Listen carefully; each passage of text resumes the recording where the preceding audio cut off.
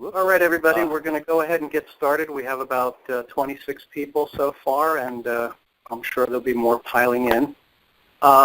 Today's call is about this chapter on specialized knowledge. I'm going to leave the lines unmuted unless we start getting static or people start, washing their dishes or petting their dogs. So if you do anything where you're going to create background noise, or if you're outside and it's really windy or loud, please just mute yourself. You can mute yourself by pressing, where's my little cheat sheet? To mute yourself, you can press *6, okay, to unmute yourself, or *6 to mute yourself, or you can use the mute button on your phone. So far, anybody have any interesting revelations, ahas, anything that they picked up from this chapter on specialized knowledge? When you just announce your name and then speak would be the preferred format. Anyone? Hi, my name's Alexandra. I'm calling in from London. Awesome.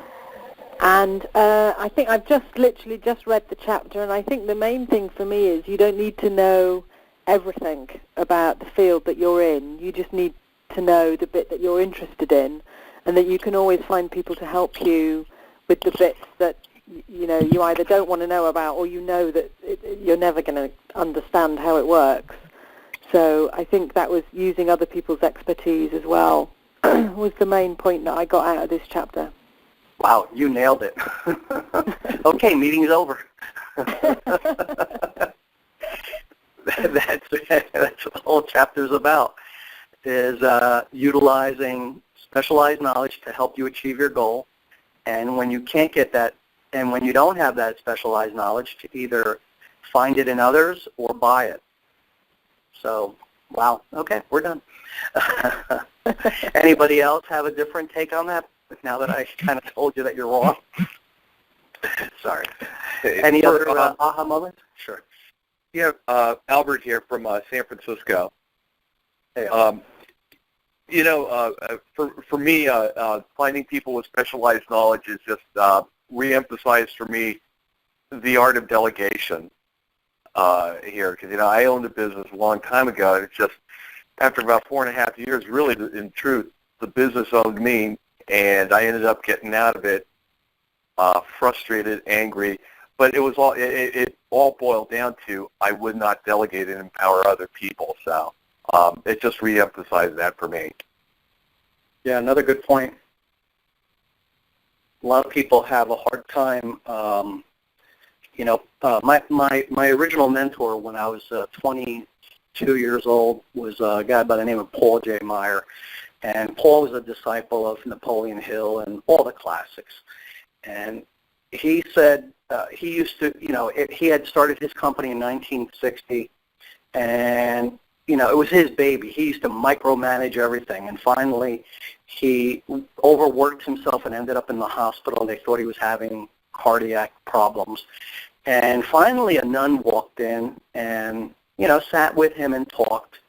And he told, she asked him, how he'd gotten there, and he says he didn't understand it because he, Paul was a competitive basketball player. He would play basketball at least once or twice a week. He was like 6'2", and he just loved to compete. He was just a competitor, and he didn't realize, what was happening. And she started getting into his management style and found out, what was going on. And she said, Paul, you have to let people have their head. That's the expression that she used, and it always stuck with me. And she said, don't worry about how they do it. Not everybody's going to do things the way you want. Focus on the result. It doesn't matter how they get there, because sometimes we get so locked in that we know a certain way to do something, and we may insist on that even, it doesn't even have to be in a work situation. It can be with your children, where you want them to do things a certain way. I was that way. I wanted my son to cut the lawn, in a certain fashion. And he would just go around in circles, and he was just having fun. And when I made him go in a certain fashion, which was probably the best thing for the lawn, he didn't want to mow the lawn anymore. Before he was having fun, it was cool. So, that's a really critical point, is that we have to understand that we have to delegate a lot of the things. We can't know everything. There's not enough time. There's too many learning curves. And so hiring out specialized knowledge is really critical. That's a tough one for me because I love to learn stuff. And sometimes me sitting and working on a website when I can hire somebody else for, $10, $15, whatever it might cost me, is more effective. I still will invest the hours doing it, and I have to keep, hitting myself on the head about that. So great point. Anybody else?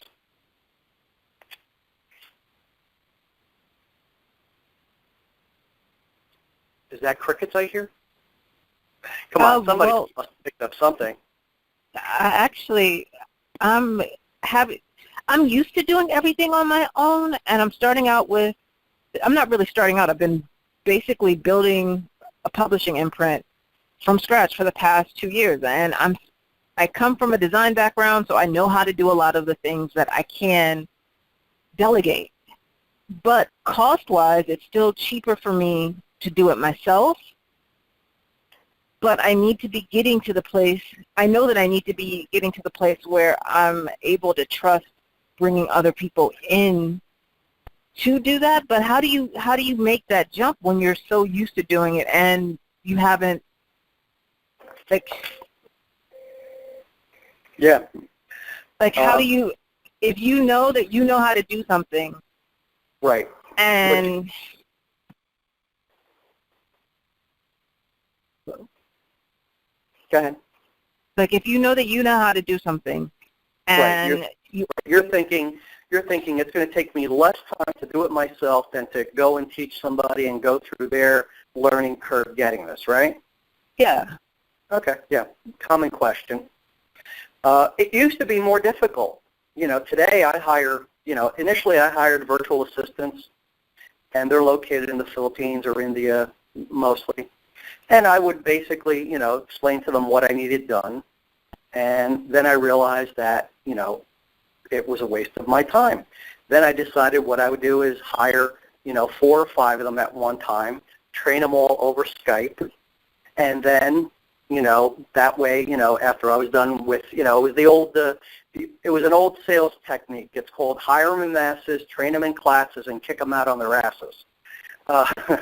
So that's the concept I went with. I said, if I put 5 or 10 people on the call, I only have to train them once, and, one or two will stick, and the rest, won't work out for whatever reason. Okay, and that's still a good technique.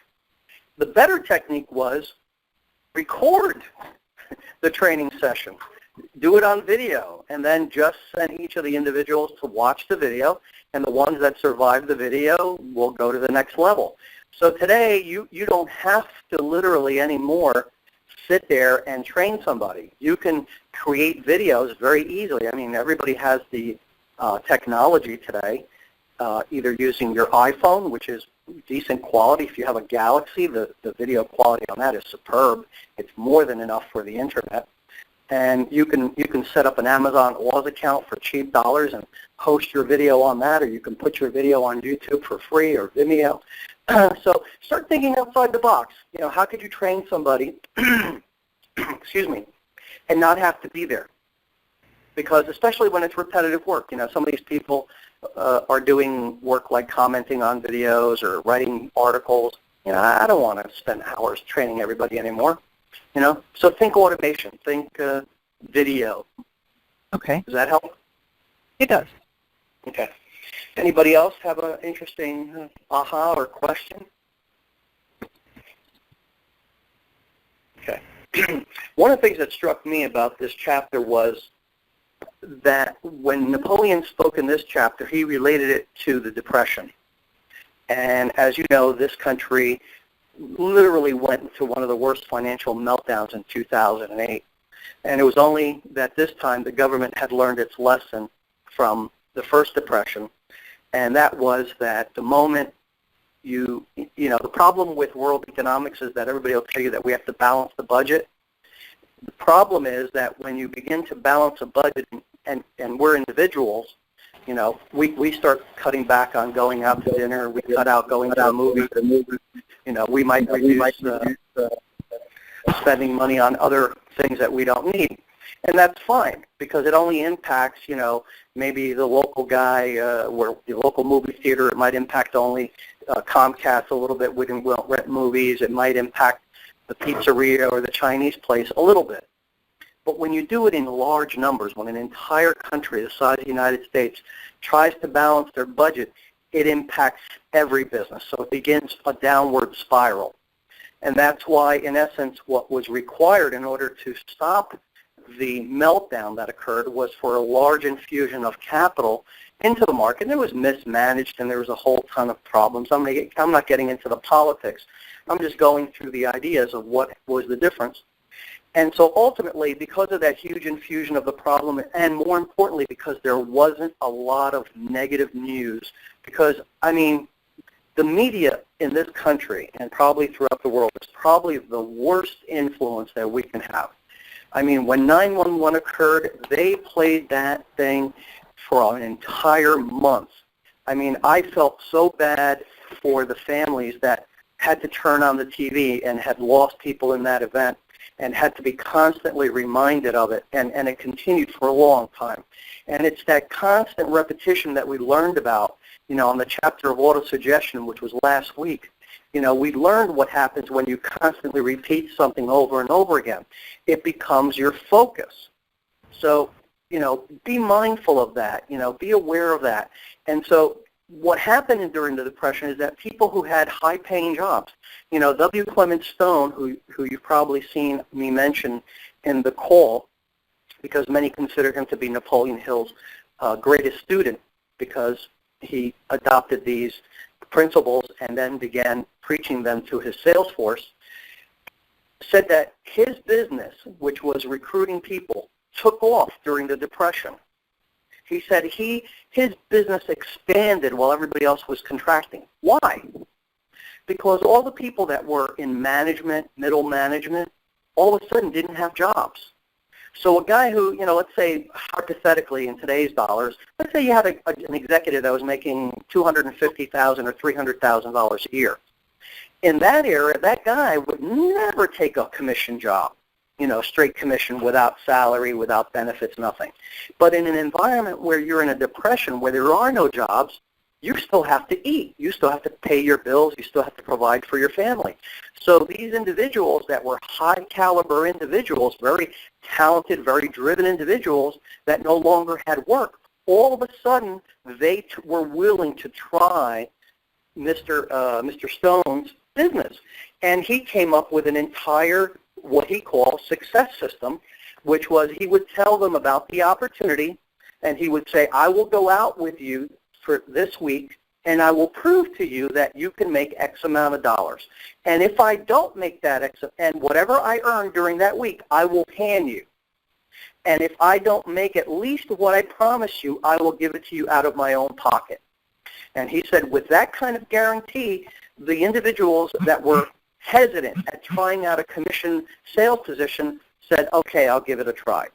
And they went out, and of course, Mr. Stone was a very good salesman. He was able to make it happen. So, and again, what does that go back to? Events have no meaning in themselves. It's whatever meaning we attach it. So he found what Napoleon Hill always talks about.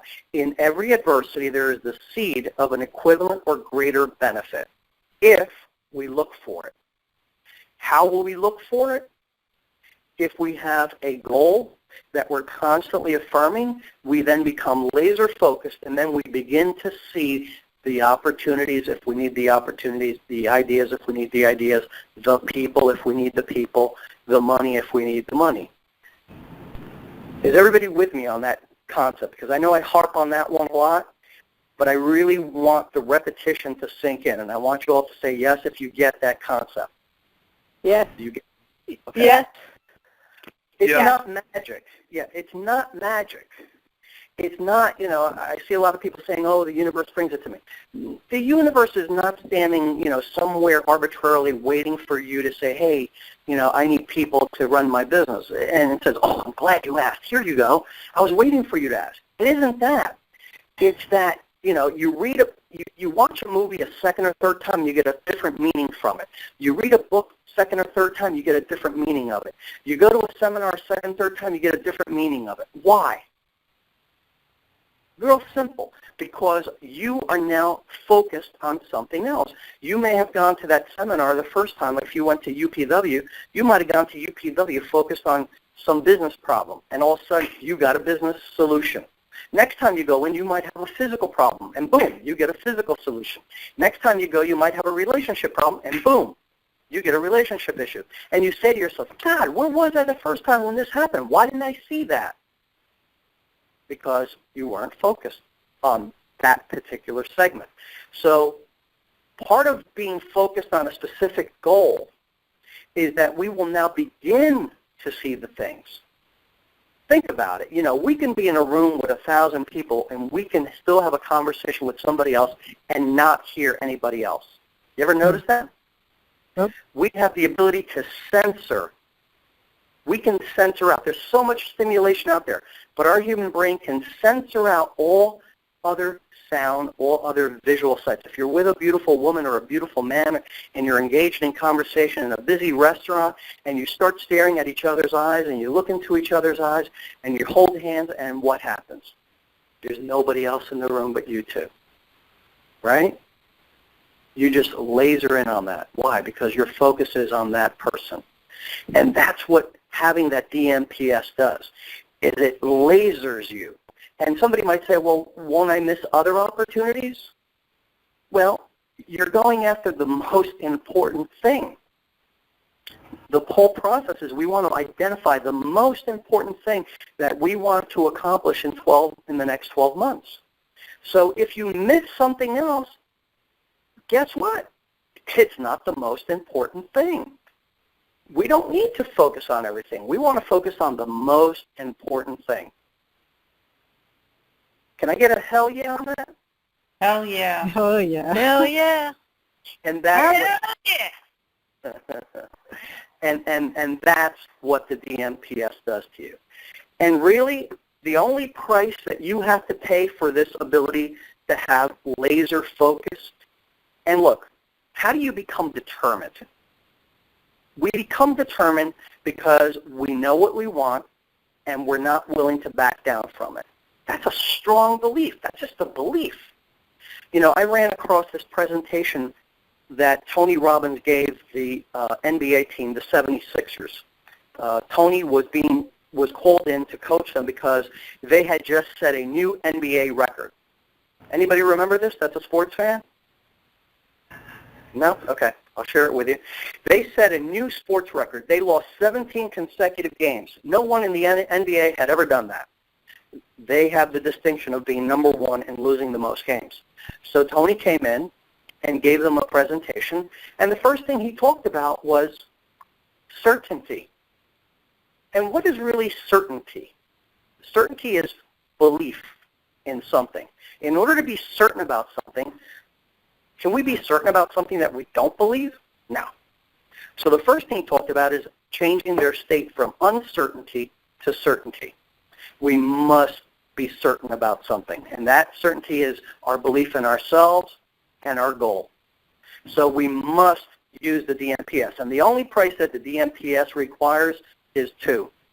One, you must identify that major primary goal for the next 12 months, and second, you must affirm it every day a minimum of 2 times, a whole 10 minutes. Yet people will not do it because it becomes repetitive. But if you do it with passion, excitement, you know, granted, you know, if you go, my name, you know, it's January 1st, 2016, I'm Bert Hearn, I'm so happy and grateful now that I'm receiving over $25,000 in monthly income from my multiple businesses. If you say it like that, you're not going to say it anymore. But if you get in a state of excitement, if you get enthusiastic, then it sounds like this. It is January 1st, 2016, and I, Bert Hearn, am so happy and grateful now that I'm earning over $25,000 in monthly income from my multiple businesses. Well, that changes your state, doesn't it? You know, which way, you know, they both changed your state. The first time you were like, shoot me, and the second time you're like, yeah. At least for me, that's the experience. So, you know, when somebody says, oh, you know, I can't say because I have company. Go outside. Go in your car. Go for a walk. I go out for a walk around 10:30 every night. I put on my headphones. I recorded it. I listen to it, and just like a favorite song, by now I've memorized it mostly, even with all the changes. But when you go outside, it'll put it on replay. I set it up as a playlist in my iTunes and on my phone and music. It's set to repeat, and it's set up as a playlist, so it's only one thing in that playlist, so it plays over and over again. So if I miss a few words the first time, I'll get it the second time. It's like your favorite song. You sing that favorite part, and then the rest of it you go la la la la la. You follow me? Yep. Yes. Okay. Yeah. I guess the thing because I've written mine out and then Right. I've tossed it. But the reason I've tossed it repeatedly is because we're supposed to pick one thing. Never really even sunk in until you were just talking. Even though I've read this book so many times, that it's like, I guess when I look at it, I'm making a list of the things that I would like to change in the next 12 months instead of just picking one and focusing on that one thing. And maybe that would make it easy, because I'm basically stopping from writing this right now because I guess I have to decide which is the most important thing out of the things that, okay. If you're an achiever, you don't make a list of 5 things to do that day. You have a list of 50 things to do that day, right? Because as achievers, we want to get everything done. And that's what happens with most people when they think about goals. Paul told me that the most you want to set is 1 to 3 annual goals. Singleness of purpose is really critical. Now, you may set an income goal, but that income is just, the income is not the why. Somebody said, focus on the why. The income is not the why. My why is, I want to have a net worth of $5 million. What does that represent? $5 million invested conservatively at 5% represents $250,000 a year. Hey, I'm done working. I can do whatever I want. I already do that to some extent, but I can do it better. I can drive in a limousine, have a limousine take me where I want instead of driving myself. Having a brand new Mercedes-Benz CLK class Roadster convertible, that's a benefit. That's part of my why. Leaving a financial legacy and financial security for my children, that's a powerful why. But those aren't the goal. Because, just like a car is a car, but what fuels that car? The gasoline. You can have the fastest car in the world, but if there isn't one drop of gas in that engine, it ain't going nowhere. So the money many times is just a tool.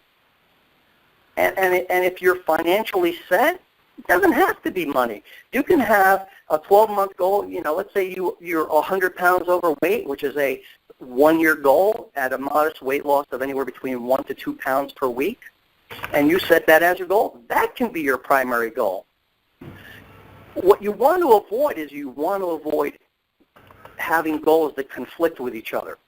Like if you have a goal that you want to buy a house and you have an income goal that you want to make $25,000 a month, well, those goals are aligned because in order for you to be able to buy that house, you need the income. You need the savings. But if you have a goal to make $25,000 and when you figure out the plan, it says that you're going to make maybe $100,000 or $150,000 from your primary job because you're locked into a 5% pay increase. Well, then if that's your goal, then part of your plan is going to be that you're going to be looking for other business opportunities. You may want to get involved in internet marketing. You may want to get involved with a network marketing company. You may want to look at buying a franchise. You may want to look for, perhaps getting into a coaching business or a multitude of different areas where you can increase your income. So your goal might be, I earn $25,000, I am receiving $25,000 a month from my multiple business interests. I am seeking, finding, researching business opportunities and blah, blah, blah, blah, something along those lines. I've never written one that way, but I'm sure that if I sat down, I could come up with some ideas on how to do it. The key thing is that the only price that this book asks for is in the chapter on persistence. You must persist in affirming the DMPS every day, just 2 times, 10 whole minutes. If you've got a 3/4 of a page DMPS, it's 5 minutes. I timed it. And yes, sometimes I'm like, it's 10:30 at night, it's raining, I don't really want to walk. Okay, so go to the basement. Scream it out loud. Only the bugs and the worms hear me. The price is persistence. Persistence in saying the statement and persistence in pursuing the goal. Edwin Barnes, 4 years sweeping the floors with no idea of how he was going to become the business partner. And the reason I mention that is because Edwin Barnes was really the model that Napoleon Hill saw. After he got all this information from Andrew Carnegie, he saw that Edwin Barnes was an unconscious competent. Even though he didn't know why he was doing it, he was just doing the right things.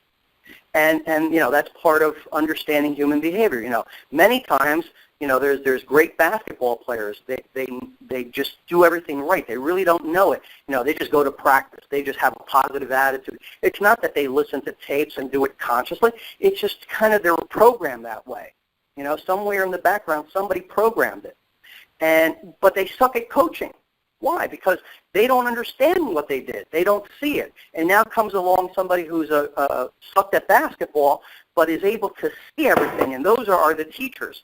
The teachers are the people that necessarily didn't perform at the highest level. They still performed, and they performed at a decent level, but they were not the superstars. But what they had is the ability to see what other people were doing and saying, that's how he did it. There's a gentleman that by the name of, that has an online business called David D'Angelo. His real name is Eben Pagan. And Eben Pagan was involved in what's called the pickup community, which was an underground group of individuals, mostly geeks early on, that wanted to learn how to pick up women. And so they studied NLP, true story. They studied NLP and they started understanding patterns, hypnosis, and language. And they use some of the things that Tony teaches, because Tony uses anchoring, he uses eliciting strategies, he uses rapport skills. They started using all these skills to elicit from a woman. If I say to a woman, what is it that attracts you about a man? What is it you really want in a man? Once I know what you want, I just have to get you to believe that I have the same qualities, and you're going to start thinking, hey, this guy is possibly for me. That's a simple strategy. So what happened? Eben Pagan picked up that one of the things that the gentleman that started this whole movement, Ross Jeffries, had is Ross, before he got involved in NLP and hypnosis and the seduction community, was a failed writer of jokes. He used to be on stage and would do jokes, and he tried his hand at writing jokes and never succeeded out in California. But Ross innately was funny. So when he spoke to a woman, he was what they called cocky funny.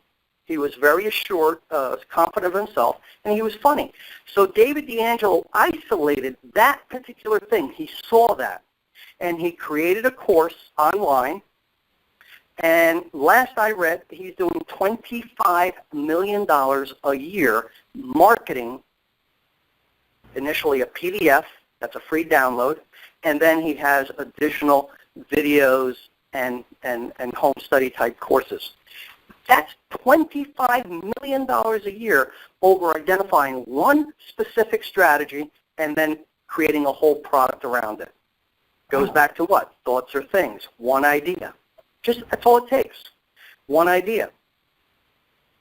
The point being that specialized knowledge is something we have. So the price of achieving our goal is really two things. One, identifying the goal, and two, is repeating the statement, because it's that repetition that focuses you. And then, believe me, my whole business is moving in a whole different direction, because I have an overall goal of, when I landed in the hospital, my business was tied into a lot of physical products. And one of the problems with physical products is that you need to buy them. So you have to lay out the money, because a lot of these companies in China and India, they're not taking consignment, they're not taking credit. They want cash on the barrel. You get the product, you pay for it in full. So you pay for it all up front, where if you were dealing with American companies, and if we were manufacturing, you might be able to get a 30-day net or 60-day net or 90-day net or 120-day net. But no, you're laying out all the money. Now you have to, warehouse it. You have to fulfill it. And what happens when you run out of inventory? You got to order it with enough lead time to get the slow boat from China here to the United States. So when I was in the hospital for 6 weeks, my business started going downhill. So one of the realizations that I had is that I can't be that dependent on physical products. So I have to move into the world of digital products. Why? Because if I have a book on fitness or weight loss instead of a fitness or weight loss exercise device, and I get 1 million people that buy it tomorrow, well, with a physical product, I may run out of inventory. And once they make the sale, my work is not over. I have to make sure it's fulfilled, and I have to answer customer service problems. There may be defective issues because it's a percentage game. With a digital product, I might have to scale up. I have to increase inventory. There's a lot of problems with physical products in scaling upwards, and there's problems in scaling downwards. Because if you buy a warehouse to keep your stuff, what happens if sales plummet? You're stuck with all this big space and expensive overhead, right? That's the old world problems. So with digital products, if you sell 1 million in one day, it's just a download. The internet can handle it. And if you only sell 20 the next day, not a problem either. What if you're in the hospital for 6 weeks? No problem. People are still receiving their product. There's no storage. There's no inventory. There's nothing. So it's a much cleaner business. It has its own obstacles. It's not a perfect business. It has its challenges, but it's a better business model for somebody that wants passive income. Okay? So I just want to plant that seed in your head and think about that because, if you want to achieve income, then, think about other things. The entry point to the internet, the entry point today to start your own business is $10 for a domain name and, $26 or $36 for a hosting company. And if you sell on Amazon or eBay, you don't even need a website and you don't need to buy traffic. I was just having this conversation with somebody on a coaching call. You can start a business marketing whatever product you want by setting up a YouTube channel and then driving traffic from your YouTube channel right to your Amazon store or your eBay store.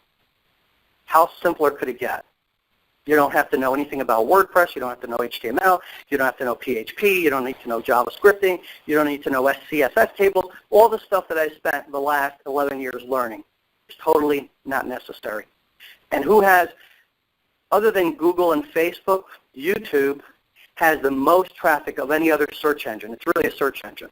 And Amazon has millions of buyers. And these are not shoppers. These are buyers. If you have an Amazon account, you're a buyer. You have a credit card stored with them. So think about that, and think about the opportunities there are for creating additional income, because I see people getting hung up on this income thing. I want to make it clear to you, no matter what you're making today, it's not going to be enough. It's not going to be enough. So start thinking, how else can I generate income? Because some of us will hit our 40s and then realize that, we've hated our job for 20 years, but we still are dependent upon it. So, some people quit their job and go somewhere else. Hey, you're just trading one headache for another, right? Yeah. So start thinking, hey, how can I, how can I stop traveling? Christy, I know you travel a lot. You're making great money, but you're missing so much in life. For me, I worked 12-hour days. I wouldn't, I'd leave the house at 8 o'clock in the morning, 7:30, 8 o'clock in the morning. I wouldn't get home till 1 o'clock at night. There was no time for the gym. There were, people say to me, it's Memorial Day. I'm till this day, I'm still confused between Labor Day and Memorial Day because I never had them off. Labor Day and Memorial Day was another day that I had to be at the dealership by 8 o'clock in the morning. And then they would tell me that we could get out by 6, and I never got out by 6. Because there was always that last customer that wanted to buy, and you ended up staying there till 9 or 10 o'clock. By the time you get home, it's a cold hamburger, cold hot dog, and a warm beer.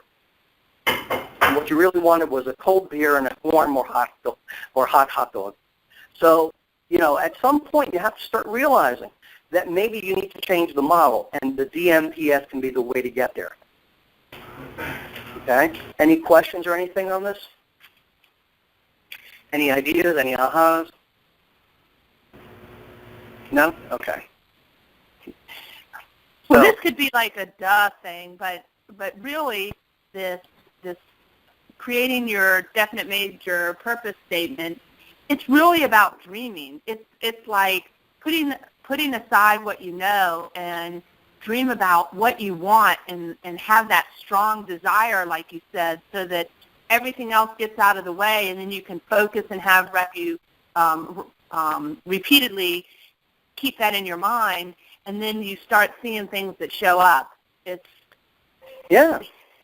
I mean, here's a classic example. When I was a Boy Scout, and I always loved scouting, and today, unfortunately, it's a diminished thing for kids, but in my opinion. But, at one time when I became a sales manager, I wanted to get involved in scouting. I wanted to go and, mentor kids and really, make an impact on them and teach them some of the things that I had learned through the years about goal setting and sales in general. And, plant that seed in them, that they need. And scouting is great for that, because scouting, is really a goal-setting system. You do this, you become a tenderfoot. Then you become, a first-class scout, second-class scout, third-class scout, so forth and so on. So there was that progression, which is also military, but it's here's what you need to do, and if you do that, you get this reward, this badge, this satchel. So it was tied into the scouting. Maybe that's where I got my first exposure to goal setting, was in scouting, now that I think about it. But the thing was, scouting requires, one night a week. Scouting requires, a weekend every month, to go away with the kids and whatnot. And I had a big goal as a sales manager to be in the top 52 sales managers in a company of over 500 sales managers. And that was called President's Citation. So when I broke down the goal, I said, I'm going to have to work 6, possibly 7 days. Wow. And I sat down, and here's where I'm going to go into the goal-setting formula, okay? So if you have paper and pen, I suggest that you do this, because I'm going to break down how I did my goal and walk you through the process. Because pretty much we understand specialized knowledge is just the knowledge we need in order to achieve our goal or to excel at our career or business. If you're going to get involved in franchising or you want to get involved in any business, first get some specialized knowledge. And if you don't have it, outsource it. But make sure you get it. And if you have a mastermind group, that's the best place to get it, because it doesn't cost you anything. Everybody works in a spirit of cooperation. So what I did is, when I took my goal, I had set the goal to be the top 50 of all the sales managers. So the first thing I did is I stated the goal. And what you want to do is you want to state the goal in present tense. Ever hear that before? So the goal was, I will, and this is before we started doing, that was the first draft, I will. The second draft was, I am a citation-winning sales manager. I am in the top 50 of all sales managers in Prudential Financial Services.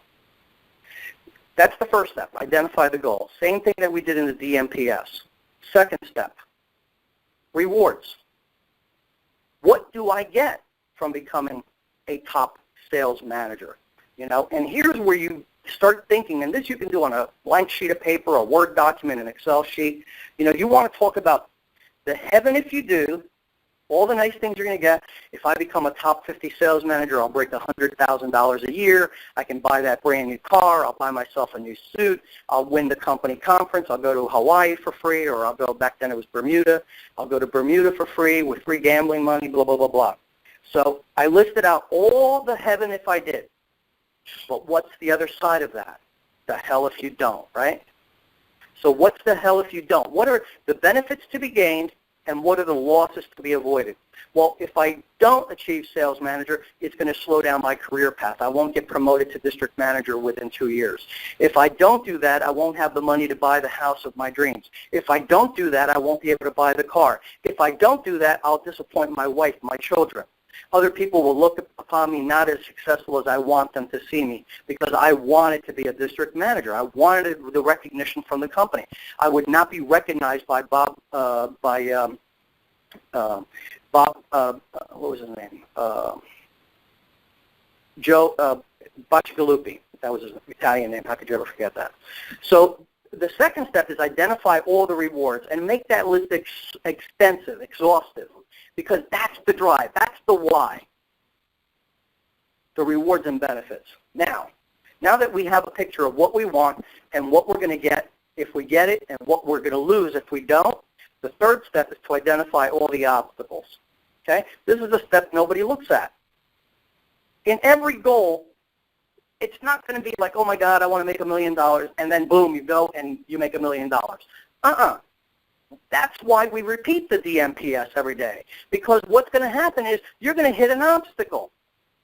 And what's going to keep you focused? What's going to keep you motivated? What's going to stop you from turning back and saying spaghetti brain? If you've watched the video, you'll understand. And if you haven't, go watch the video on the 5 types of thinking. I'll post it again or make it come up in the feed so you can see it. And what that talked about, there's people that basically will set a goal. I'm going to lose, 30 pounds. I'm going to get in shape. And then they start doing it, and then they hit an obstacle called the pizza. Slice of pizza becomes the obstacle. And boom, they eat the pizza, and they say, oh, shit, I screwed up my diet. I'm done. And now they set a new goal. I'm going to join a gym instead because that'll keep me there. And they join the gym. Boom, that doesn't work. They decide to buy a Bowflex. How many people bought a Bowflex or some piece of exercise equipment, and today it's a nice coat rack? I've done that. So, again, that's what ends up happening. And what is going to stop that from happening is the constant repetition of the goal. That's what's going to keep you focused, because you can't tell yourself, I am a lean, mean fighting machine and I weigh 150 pounds or whatever your fitness goal might be.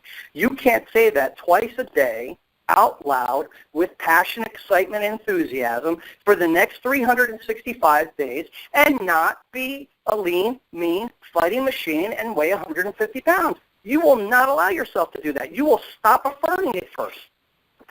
Get the idea now? That's the clue. When you stop affirming it, that's you letting the negatives in your life control you instead of you controlling them.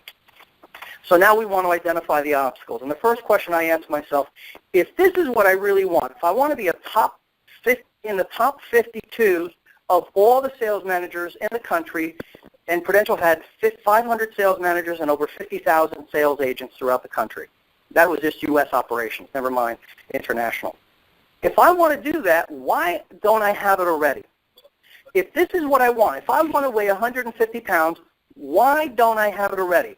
What are the things that I am lacking? What are the resources that I lack? Is it time, money, or people, or knowledge? Those are typically the only 3 or 4 reasons why you don't have something in your life. If you wanted a Mercedes-Benz CL Class Roadster convertible and you don't have it, it's either because you don't have the money, and credit would be part of that equation because you could always get the money that way, but if you don't have credit, you don't get money, and that's the same thing. You may not have the people. Nah, not on that one. Time? Nah, not on that one. So you isolate immediately what the obstacle is. So if your goal is to become one of the top 50 sales managers in the country, what's standing in my way? Well, for me, it was that I had 10 agents, and 6 of them were semi-retired. They were guys in their 50s. They were just hanging on, waiting for that pension, and Prudential only required you to show up in the office twice a week, so it was one of the best part-time jobs. As long as you made over $25,000 in income, that was the performance criteria. As long as you made over $25,000 in income, the company paid your full benefits, 401k, Prudential investment plan, PIP, health insurance up the wazoo, everything. Phone, desk, everything was covered. So if you're 53, 58, 59 years old, hey, what are you going to do?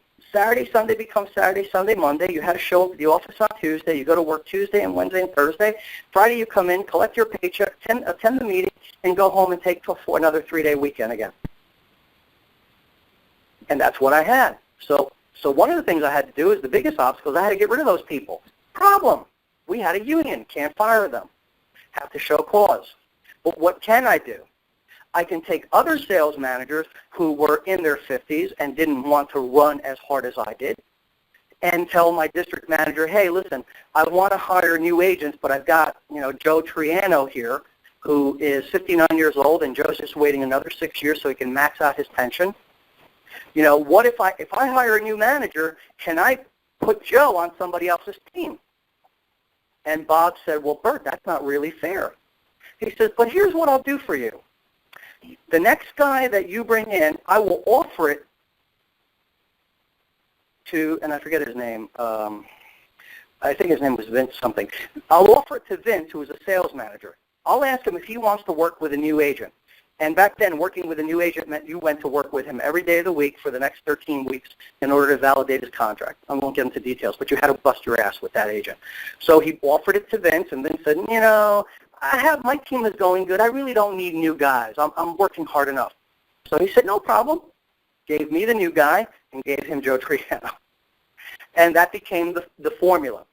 Every time I recruited somebody new, nobody else wanted to work that hard, and I got them. But part of that price was that I had to work 6 days a week. So what was going to be another obstacle? Well, I was married. How are you going to get your wife to go with not seeing you for 6 days a week, and then Sunday you just come in and collapse from working, out, physically going out and making sales calls? So I took her, I said, we had been at a cocktail event for the Christmas party the previous year, and she had seen the district manager's wife with this beautiful fur mink stole. This is in the days where people still wore fur. And she said, wow, that's really beautiful. I'd love to have that. So I remembered that, So that day, on a Sunday, a weekday I think it was, I took a little time off, and I drove her to a furrier, and I had her pick out a mink stole. And I said, do you like that? She goes, yes. First, the one she picked out, I steered her away from, because women have great taste. And I had beer drinkers' pockets. So I steered her away from that. And then I said, hon, if this is what you want, put it on. I took a picture of her while she was wearing it. And then on the drive home, I said, look, I have to work 6 days a week. You're not going to see me. But if I hit my goal of hitting citation, I will buy you that fur. She said, really? I said, yeah, you're not going to see me. She goes, who the hell wants to see you anyway? So she took those pictures. She took it down to the photo lab back then because we didn't have computers to do that. She had it enlarged, put it on the refrigerator door, and when I started, on a Friday night getting in late and Saturday morning having to get up early and I'm dragging Nash, she's like, here's a cup of coffee. Get your ass out because I want my fur coat. I created a monster. Okay? I created a monster. And for that year, she beat me. Literally beat me, threw me out of the house. I would go and sit down, I'd come home at 5 o'clock to eat dinner before I go out on sales calls, and I'd put on the TV. She'd come over and go, oh, no. This is my TV time. If you want to watch TV, get out of here, because you're not watching it. Don't go in the bedroom. Eat your dinner and get going. You have appointments. And if you don't have appointments, get on the phone. And I'm like, okay.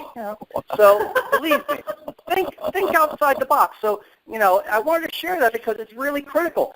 Get somebody to be your accountability buddy. And this was the one accountability buddy because I slept with her. And she had total accountability on me. What was another obstacle? The other obstacle is, I was 24 years old. How do you tell a 55-year-old man you're going to teach him something? So Bob said, I went to Bob, he was the mentor. I said, Bob, I spoke to this gentleman, and I said, look, how can I help you? And he said, Bert, there's one thing you can do for me. I said, with eager anticipation, I'm like, what? What can I do for you? He said, leave me alone. I've been doing this for 25 years. I started the company when I was 20 years old. I'm 45 now. My business is running. I don't need you. I said, oh, okay. So I'm looking at the sales stats. And this guy is not even hitting the minimum qualifications, which is regional business conference. He's not even a regional business conference qualifier, which back then used to put about $65,000, $70,000 in your pocket. He wasn't even doing that. So I'm like, really? So I went back to Bob. I said, Bob, this guy's got 25 years experience. He knows more than I do. What am I going to teach him? He says, Bert, he has 1 year's experience repeated 25 times. I recently heard that somewhere, and the guy thought it was an original thought. That thought was given to me many years ago. And then he said, here's what you tell him. Here's what you can do.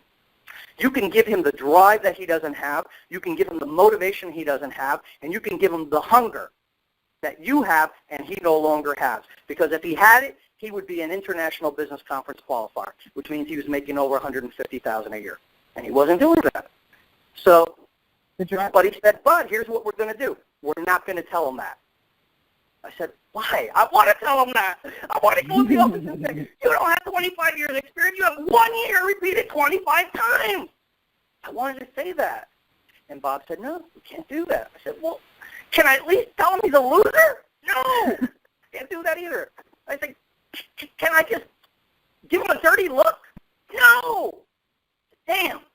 What do I do then? He says, we're going to hire a new agent, and you're going to bust your ass, and you're going to make that agent successful, and then you're going to hire another new agent, and you're going to make that agent successful. And believe me, this guy, Joe, will come up to you and ask to work with you because he will see that you're getting results. And I'm like, come on, Bob, bullshit. 25 years, repeated one time, or whatever the saying is. This guy thinks I'm an asshole. He doesn't like me. He ain't going to come to me. He says, don't even worry about him. Just go to work. So I did. And believe it or not, Bob was right. 6 months later, who walks into my office on a Friday after the meeting and says, hey, Bert, you got a minute? I'm like, hey, yeah, sure, sit down. What do you need? He says, you know, Bert, you keep working only with the new guys. When are you going to, give us old, the other guys on the staff a shot? And I'm sitting there, my jaw literally dropped. I had a mirror, I see it, because 6 months earlier you told me you didn't want me to help you, you wanted me to leave me alone, and I couldn't say that. And I couldn't tell him it was 25 years repeated 25 times, or whatever Bob had told me that sounded so cool. I couldn't remember it anymore. And I said, okay, Joe, I'll work with you. I can't work with you this week, but how's next week sound? He's like, fantastic. I'll be here. He was never in the office on Monday, ever. And I had been with the company now 3 years, and in that 3-year period, I had never, ever, as an agent, seen him in the office, and never at 9 o'clock.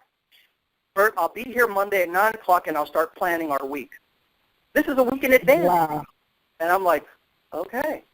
Well, long story short, and it's probably way too fucking late, I took him out on that week for business. We did a huge amount of business. I put $500,000 of business on his books.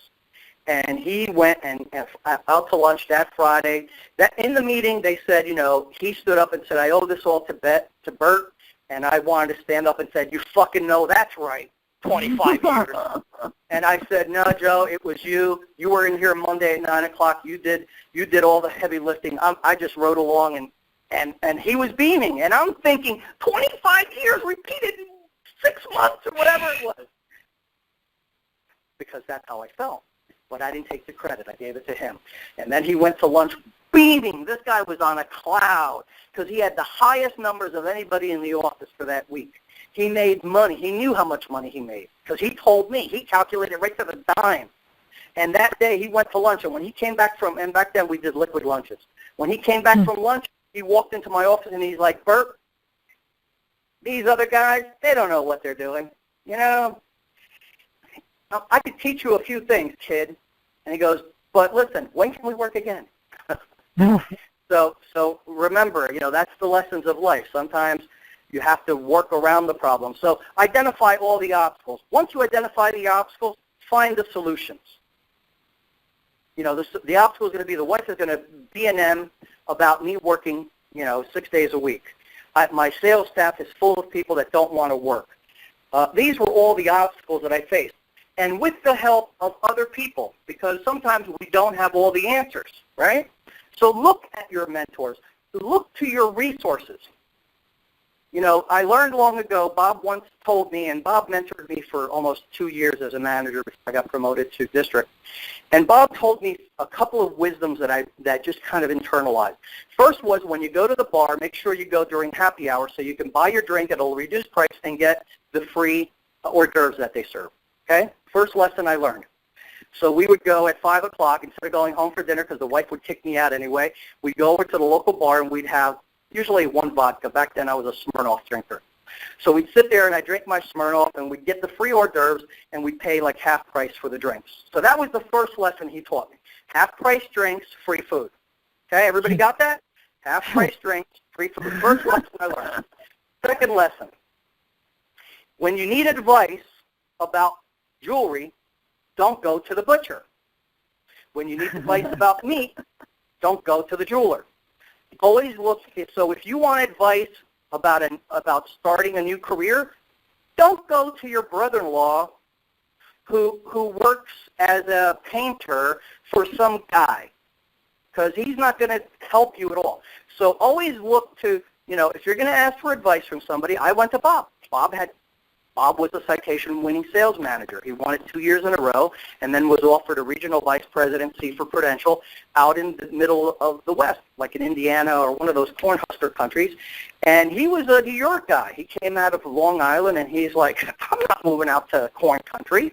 He says, they're going to hear my accent, and in 3 words, they're going to be like, New Yorker, So he waited, he waited until an opportunity opened up in the northeastern region, and that's when he didn't take the regional manager's position was like, $250,000 easy.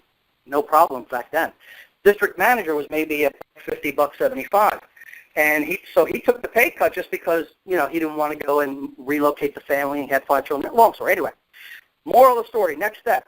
So now we've identified the obstacles. What is it that stands between me and my goal? And if this is something I want, why don't I already have it? Those are the 2 critical questions. If this is something I want, why don't I have it already? What stands between me and the accomplishment of my goal? Is it people, resources, money, ideas, whatever? List them out. Next step, solutions. All you do is look at the obstacle. If the obstacle is you don't have enough quality people, recruit them. If you don't know a certain skill, hire it or delegate it. Now you have an overall view of the solutions. Now we get into action steps. Because the solution may be to hire somebody to solve the problem. But the action isn't hire somebody. The action might be run an ad in monster.com or jobs.com. Prepare questions to ask for the interviewee. Prepare a video to do the training and sorting. So these are the action steps. And each action step has in itself a deadline. Why? Because if we don't have a deadline, we ain't going to get it done. So when you begin creating your action list, which is based on the solutions, the overall solutions that you came up with, solution, get the wife a gift to get her off my butt, action step, go to the jeweler, bring camera, take pictures, drink alcohol afterwards. These were the action steps. So now we've identified the goal, we've identified the rewards, we've identified the obstacles, what stands between us and the accomplishment of our goal, and many times, guess what the obstacle is going to be? Us, our attitudes, our behaviors. We may be negative. We have to, when you get into that obstacle part, make sure that you really identify what about you. If you want to be rich and you don't save money, that's an obstacle. You don't have a saver's mentality. You have to change that. How do we change attitudes? Repetition, right? We affirm the opposite. So we use repetition. So then you might plug into your statement. Mine says, I have saved over $100,000 this year, and I have a net worth of $5 million. That's the long, the one is the short term. I put them both together, but one is the short term, and the other one is the long term. So you begin affirming, I will save $50,000 this year. I save $50,000. I am so happy and grateful now that I have saved $50,000 this year. Put that in there, because if you're not a saver, you're never going to get rich. So now we've identified the goal. We have identified the rewards. The heaven if we do, the hell if we don't. The carrot and the stick. No matter how you put it, it's the same thing. We've identified the obstacles. And we want to know specifically what are the attitudes and behaviors that we need to have. If you like to watch a lot of TV, that's an obstacle.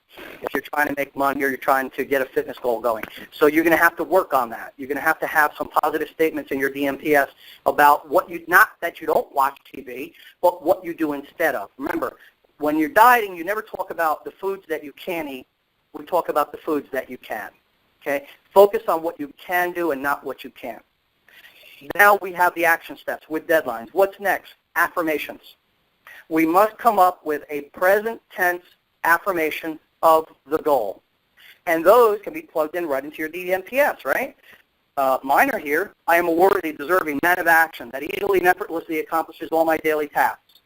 Scheduled and organized, I am consistently finding and driving massive traffic. I am young, vibrant, handsome. I keep telling myself that. Eventually, I'm hoping it comes true, right? I am disciplined. Nobody got that one. Huh? I am young, vibrant, and handsome. Get it? Okay. Yeah, I am disciplined, responsible, laser-focused, and punctual leader who completes all my tasks. Not always. But I figure if I keep saying it, eventually I'll believe it. And once I believe it, it'll happen, right? That's how it works. So you plug in those statements into your DMPS because this is the master tool. You don't need to carry like 9,000 cards with you with affirmations on it. You don't need to have, a vision statement, a goal statement, a list of all the things you will do, all the things you won't do, all the things you stand for, a mission statement. Forget all that. Do it in one. Make it all fit in one page. Just take out all the, I am super excited. What the hell does being super excited mean? You can't even create that state. I read DMPSs and people go, I am so super excited and thanking God every day that and then later on they repeat it again. One time is good. Thank the deity or the universe or whatever. Yeah, one time. He's got it. Make it about what you need to be, who you need to be, what are the attitudes and behaviors. So now you have your affirmations related to the goal. All these affirmations are related to my goal. I am flexible, understanding and patient, dealing with others. Why? Because I'm not flexible, patient, understanding, dealing with others. I have a very quick mind, and I'm very disciplined. So when I tell somebody to do something and they don't understand it or they don't do it, I get frustrated. But I'm hoping that if I keep saying, I've been saying this now for 10 years, I think it's working, right? No. Still got to be. I'm more flexible because I took a yoga class. Understand? The other day I was with my son and I said something and he shot back some wise-ass remark like they all do. And what popped in my brain? I am flexible, understanding, and dealing with others. And then I still went into my old behavior. But at least it popped up in my conscious mind and made me stop for a second. Because a lot of these behaviors, a lot of these loser behaviors that we have are not behaviors that we want. They're just automatic. It's like you walk in a dealership and the salesman comes up to you and goes, hi, can I help you? And what do we all say? No, we're just looking. Walking into a store and the person comes up to us and goes, can I help you? No, we're just looking. A guy approaches you on a bar that's handsome, young, vibrant, and sexy, and he says, can I talk to you? What do you say? Absolutely. Sit down. What are you drinking? Okay. So that's what the affirmations are. Now, the last part, and then after this, we're going to close it off. But this is really something we haven't touched on, and it's going to be in an upcoming chapter on imagination. And this is Paul's formula, by the way, breaking it down this way. And this is probably one of the most effective formulas because it takes everything into consideration. And that's why you probably heard me say, I will not ready, fire, aim. Because people that do ready, fire, aim are usually 15, 16 years old, okay? And that's how you got yourself in trouble when you were a kid, right? You told the girl, hey, listen, you're not going to get pregnant from one time. It's ready, fire, and then aim, right?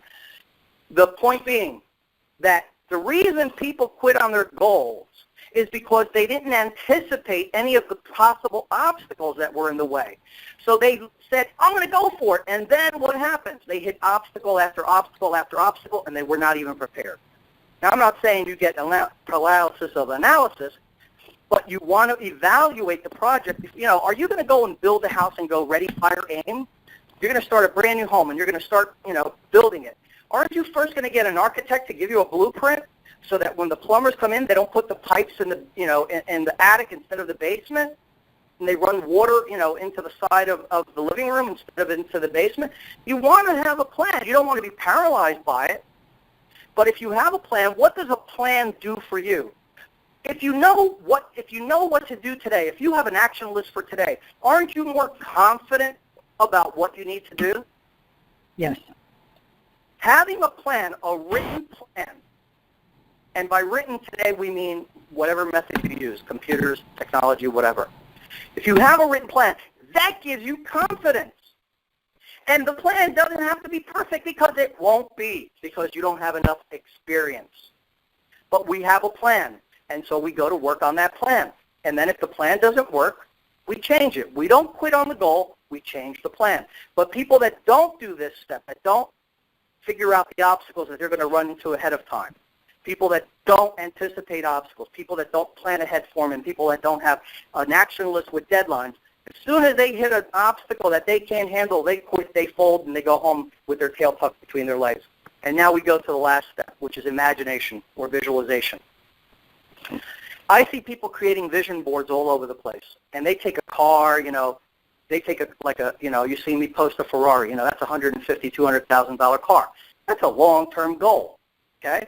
the more I look at it, the more frustrated I'm going to become because I know it's 5 years away if I even get it because it's a shitty quality car from all my friends.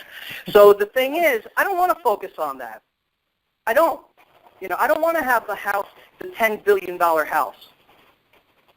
I want to go, if I'm currently driving a BMW 3 Series convertible and I want the next step up, which is a Mercedes Class SL, CL Class Roadster convertible, I'm going to go down to the dealership.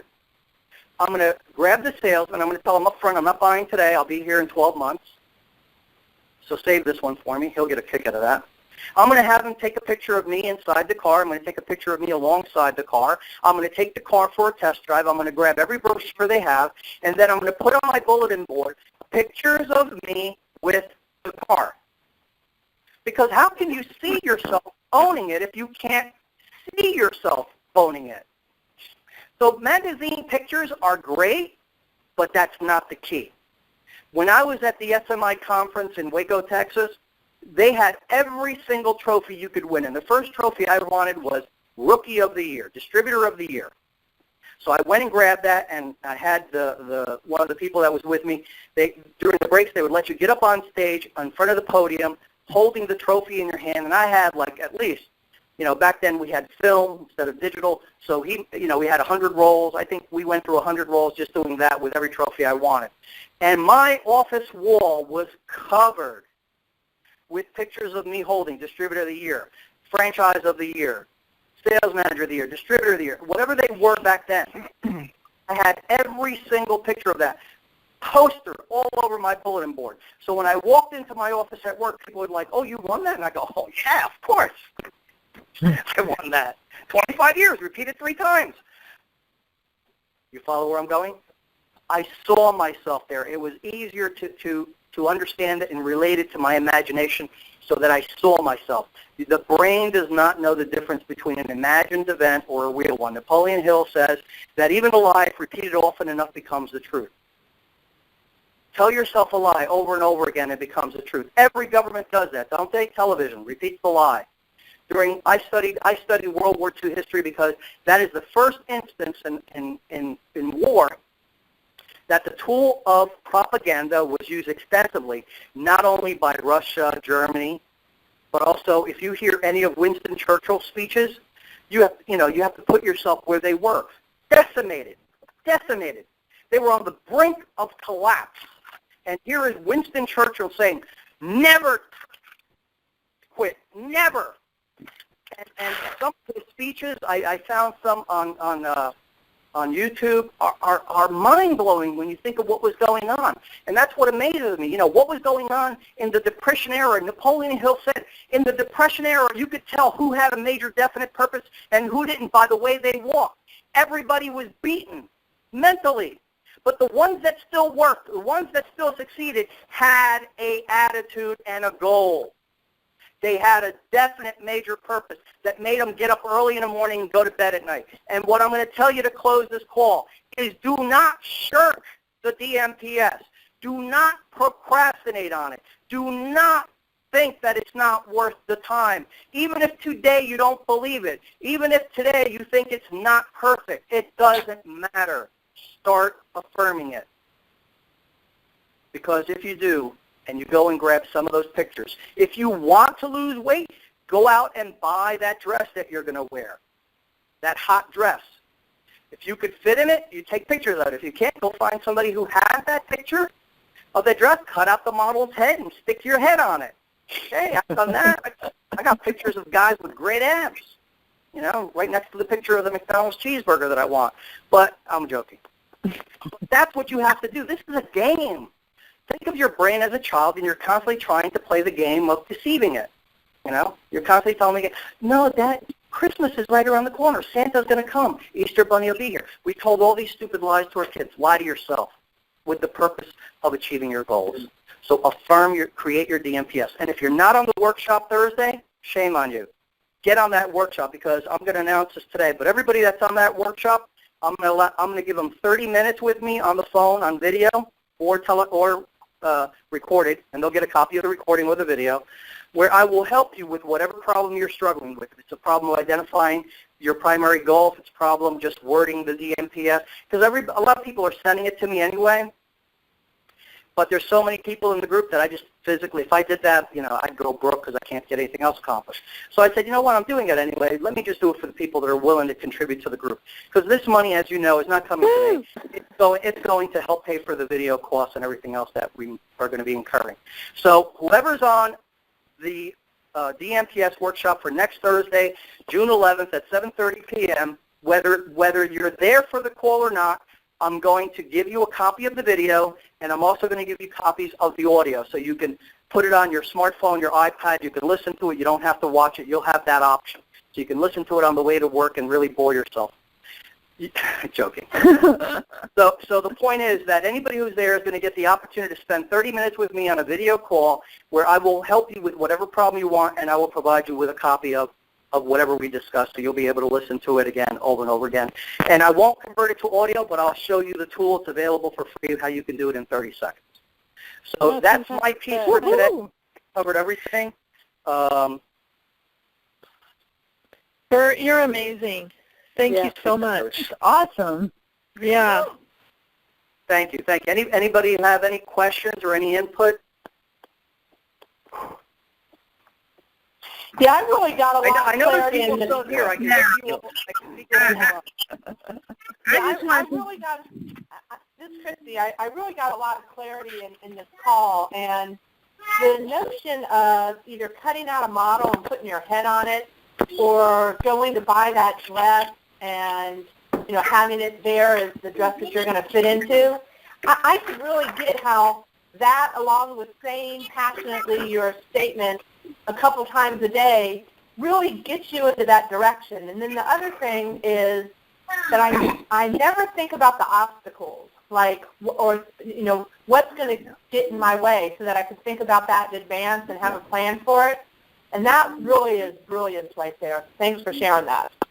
Yeah, I mean, think about it. If you're dieting and you've got, Oreo cookies and chocolate chip cookies, these are all my favorites, still in the house, that's an obstacle. If your husband or wife, like I had when I used to do more fitness coaching, the husband wanted to lose weight. I'm sorry, the wife wanted to lose weight, but the husband liked to eat all the junk food, and she couldn't get the husband on the program, in terms of thinking, because she understood that if the temptation was there, as soon as you get, she was a stress eater. What's going to happen when you experience stress? You're going to go right for the Oreo cookies, you're going to go right for the ice cream, you're going to go right, and the kids wanted the junk too. So her obstacle was that the kids wanted the junk food and the husband wanted the junk food, and that, therefore she had to have it in the house. And every time she failed, what do you think she ran to? So I told her, back then I did a 3-way call. I put her and her husband on, and I told her, look, your wife is on going to be borderline diabetic. She's right on that path. She's overweight. She's not healthy. So how much life insurance do you have? That's how I told him. I told him straight to his face. I said, how much life insurance do you have? Because if you're going to continue to want to have the junk food in the house, and she's going to be able to have access to it, you're just going to kill her. And sometimes it works, and sometimes the husband said, how fast? So the solution was a junk drawer with a lock on it, so that I could compromise with him and her. I said, look, I don't care if you eat it, just don't eat it in front of her, and don't give her access to it. And that worked a little bit for a while, and eventually we got him on the program. But it's like somebody once asked me, would you walk across an I-beam across the Twin Towers for your kids? And my son was 18 years old and giving me all kinds of headaches. I said, no, I'd push him off. So careful when you ask questions about what you can do for people, Yeah. I was in the insurance business, and many times husbands say, well, I'm not planning on dying, and if I die, she can go get a boyfriend. He'll pay the bills. So being the smart ass I am, I turn to her and I go, hey, you got any guys lined up? Just like that. I go, I'm sure you've been lining up guys with this attitude. How many guys you got lined up in case he kicks? little pattern interrupt, very dangerous if you're dealing with a big guy. So anyway, I hope that you got something out of this besides knowing what we already knew, that which is specialized knowledge is critical in order to accomplish our goals. I wanted to introduce you to the template. On Thursday's call, I'm also going to be going over the template again. I'm going to show you the actual form that you can use and the outline of it. and I'll give you a better understanding of it than what I did today, although today was kind of an overview. But it's something that you just, even if you don't use it going forward, just try it once, and it'll help you in clarifying the goal. So Really I wrote down notes on you talking about the template, but do you have that available on your site someplace that I could play around with it? Because I do have clarity now that I was picking too many goals in the first place, and that's why I was getting overwhelmed. The goal breakdown form, I have it in PDF format. If Okay. you'll message me, I'll send it over to you. I don't want to make it publicly available yet, Okay. because it's really something that I'm doing on the call. But I gather that you're going to be on that call as well. Yes. Yep. Okay, so I'll give you a little head start on it. Sure. Just message me so I know who it is. Okay, All right, this is Angel Brenner, so you'll know it's me. And Donna. Just do that. Message me, and then I'll pop it over to you. Okay, And, cool. I think we're pretty much done here. We've gone a little bit over the hour. If nobody has any questions, comments, or anything else, we'll go ahead and end the call now. Sure, go ahead. I have a comment. This is Donna. I just wanted to tell you, I really appreciate when you share your, okay, Jolie. I really appreciate when you share your story. It actually, for some reason, helps me understand everything better. Yeah. I don't know why, but it really does help. So I appreciate you take the time to do that. Yeah, don't do that, because I'm a salesman. I got more stories than you'd ever want to hear. You're opening up a Pandora's box there. And I just No, want the to say thing is, that, when you deal with people from the, I mean, I'm a kid that never liked taking money from my dad, so I started working at a very young age. I used to have 2 paper routes because I delivered back then we had the Morning Ledger and the Evening News, and I used to deliver both papers until the Newark Evening News collapsed. And I was always driven to make money and to save money, because there was this kid in class. His name was Michael Oliveira. See what happens to you when these traumatic events in your life? And Michael Oliveira, we used to have this thing where we would save money in a little passbook back then, like a special little passbook that they gave us. It wasn't a real bank book. It was just something that the school had come up with. And every week you handed your money in on Friday to the teacher, and she would record it in the book, and then she kept all the real whatever statements they were. That's how they did it back then, And so this kid, Michael Oliveira, he would come in every week and give $10. That's a lot of money. And I had, I couldn't ask my dad for $10 because that was my comic book money, and I'm not going to put my comic book money in the jar, so to speak. So I went and got 2 paper routes so I could still have my comic books and still be Michael Oliveira. And to this day, that son of a bitch, when I started matching him at $10, he went and got another $5 from his dad. He wasn't even working for it. I got pissed, man. To this day, if I meet that guy, I want to kick his goddamn ass over that account. Because number one, the teacher said, and the number 1 saver this week, again, is Michael Oliveira.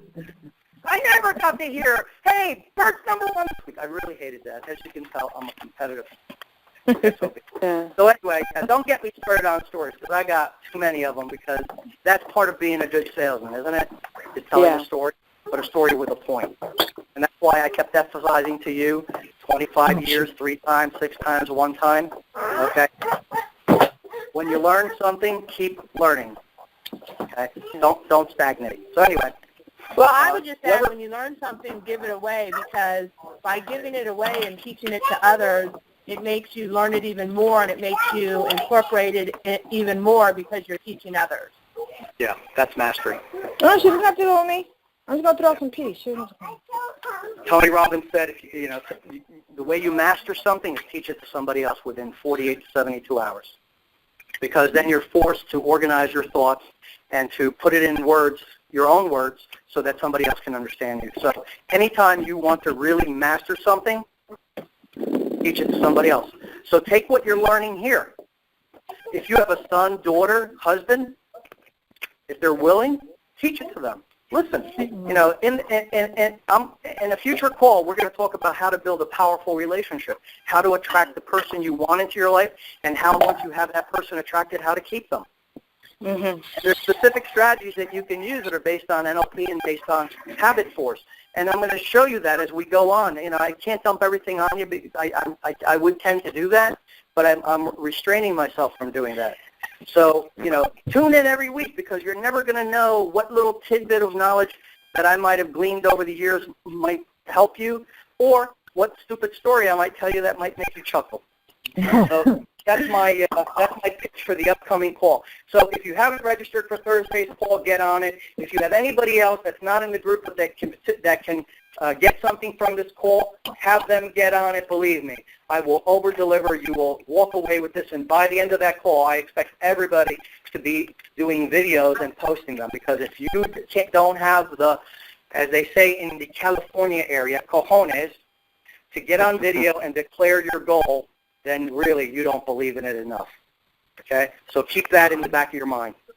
Okay? We don't really, Thank you, Bert. We don't really care what your goal is. Thank So you so everybody much. have a great Saturday.